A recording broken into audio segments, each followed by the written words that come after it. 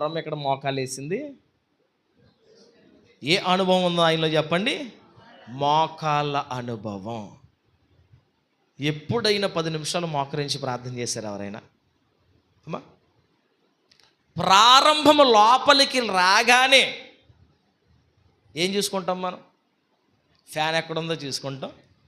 అమ్మా, నీ ఫ్రెండ్ ఎక్కడ కూర్చుందో చూసుకుంటాం. నీకు నచ్చిన వాళ్ళు ఎక్కడ కూర్చున్నారో చూసుకుని అప్పుడు కూర్చుంటాం. అప్పుడైనా చూసుకుని మోకరించి 1 నిమిషమైనా ప్రారంభ ప్రార్థనలో చేస్తావు మోకరించి అంటే అప్పుడు మోకరించి చక్కగా బాస్పెట్లు వేసుకుని ముసుకేసుకుని వెళ్ళగానే ఆమెనంటావు అంతే. దేవునికి వచ్చిన విషయంలో ప్రారంభములో 1 నిమిషం కూడా మోకాళ్ళ అనుభవం మనలో లేదు. చీలమండి అనుభవం లేదు, మోకాళ్ళ అనుభవం కూడా లేకపోతే ఎలాగా? ఒక కుష్టి రోగి, మనకు బుద్ధి రావడానికి చూడండి, ఒక కుష్టి రోగి